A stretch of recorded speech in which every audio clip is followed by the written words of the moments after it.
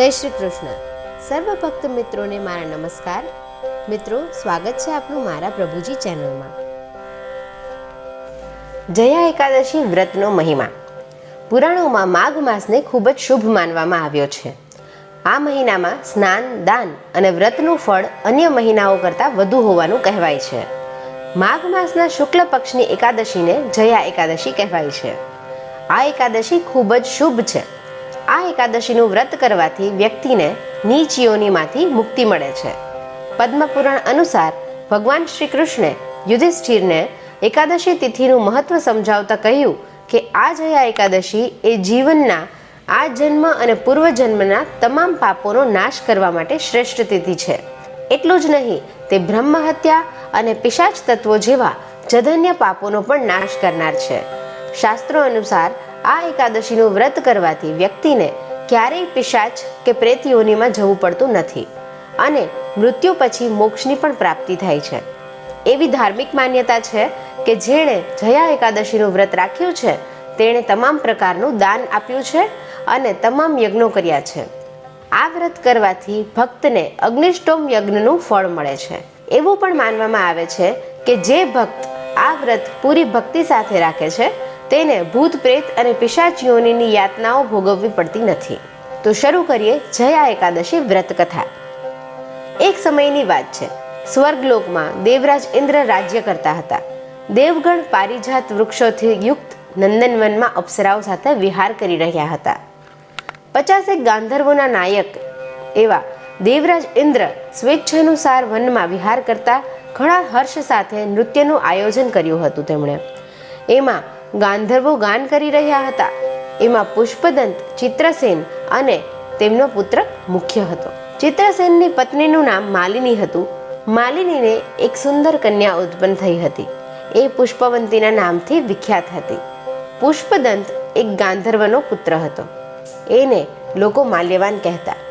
માલ્યવાન પુષ્પવંતીની ઉંમર આશત હતો. આ બંને પણ ઇન્દ્રના સંતોષ માટે નૃત્ય કરવા આવ્યા હતા. આ બંનેનું ગાન થઈ રહ્યું હતું. એમની સાથે અપ્સરાઓ પણ હતી.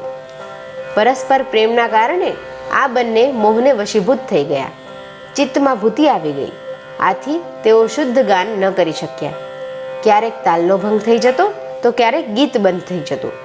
ઇન્દ્રે તેમના આ પ્રમાદ પર વિચાર કર્યો અને આમાં પોતાનું અપમાન સમજીને કોપાયમાન થઈ ગયા. આથી બંનેને શ્રાપ આપતા ઇન્દ્ર બોલ્યા, અરે મૂર્ખાઓ, તમને બંનેને ધિક્કાર છે. તમે લોકો પતિત અને મારા આદેશનો ભંગ કરનારા છો. આથી તમે પતિ પત્નીના રૂપમાં રહસ્ય પિશાચ બની જાઓ. આ પ્રમાણે ઇન્દ્રનો શાપ મળવાથી બંનેના મનમાં ખૂબ જ દુઃખ થયું. હિમાલયના પર્વત પર ચાલ્યા ગયા અને પિશાચ યોની પ્રાપ્ત કરી ભયંકર દુઃખ ભોગવવા લાગ્યા.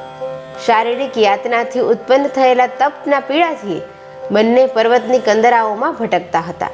એક દિવસ પિશાચે પોતાની પત્ની પિશાચિનીને કહ્યું, આપણે એવું કયું પાપ કર્યું છે જેનાથી આપણે આ પિશાચ યોની પ્રાપ્ત થઈ છે. નરકનું કષ્ટ અત્યંત ભયંકર છે અને પિશાચ યોની પણ ખૂબ જ દુઃખ દેનારી છે. માટે પૂર્ણ પ્રયત્ન કરીને પાપથી બચવું જોઈએ. આ પ્રમાણે ચિંતામગ્ન થઈને તેઓ બંને દુઃખના કારણે સુકાતા જતા હતા. દેવયોગે એમને મહામહિનાની શુક્લ પક્ષની એકાદશી તિથિ પ્રાપ્ત થઈ ગઈ.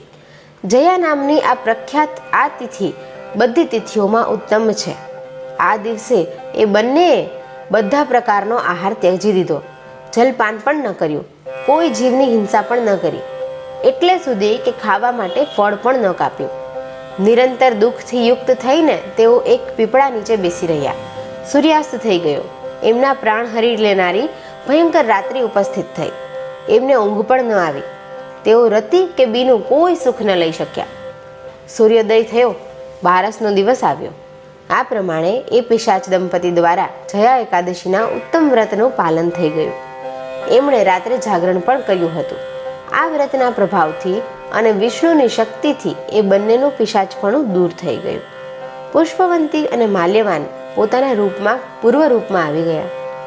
એમના હૃદયમાં એ જ જૂનો સ્નેહ ઉભરાઈ રહ્યો હતો. એમના શરીરો પર પહેલા જેવા જ અલંકારો શોભતા હતા. તેઓ બંને મનોહર રૂપ ધારણ કરીને વિમાન પર બેઠા અને સ્વર્ગલોકમાં ચાલ્યા ગયા. ત્યાં દેવરાજ ઇન્દ્ર સમક્ષ જઈને બંનેએ ઘણી પ્રસન્નતા સાથે તેમને પ્રણામ કર્યા. એમને આ પૂર્વ રૂપમાં ઉપસ્થિત જોઈને ઇન્દ્રે ઘણું જ આશ્ચર્ય થયું. એમણે પૂછ્યું, કહો, કયા પુણ્યના પ્રભાવે તમે બંને પિશાચ યોનિમાંથી છૂટી ગયા? તમે તો મારા શ્રાપિત હતા, તો પછી કયા દેવતાએ તમને તેમાંથી છુટકારો અપાવ્યો? માલ્યવાન બોલ્યો, સ્વામી, ભગવાન વાસુદેવની કૃપા અને જયા નામની એકાદશીના વ્રતથી અમારું પિશાચપણું દૂર થયું છે. ઇન્દ્રે કહ્યું, તો હવે તમે બંને સુધાપાન કરો. જે લોકો એકાદશીના વ્રતમાં સંલગ્ન અને શ્રી કૃષ્ણના શરણાગત થાય છે તેઓ મારા પણ પૂજનીય હોય છે. આથી એકાદશીનું વ્રત કરવું જોઈએ. જેણે પણ એકાદશીનું વ્રત કરી લીધું એણે બધા પ્રકારનું દાન કરી લીધું અને બધા પ્રકારના યજ્ઞો પણ પૂરા કરી લીધા. આ મહાત્મ્યને વાંચવાથી અને સાંભળવાથી પણ અગ્નિ હોમ યજ્ઞનું પુણ્ય મળે છે. તો આપ પણ જરૂરથી જયા એકાદશીનું વ્રત કરો અને આપના દાન પુણ્યનું મહાત્મ્ય તમે પણ મેળવો. મળીએ છીએ આવનારા નવા વિડીયોમાં. ત્યાં સુધી રાધે રાધે, જય શ્રી કૃષ્ણ. બધાને મારા રામ રામ.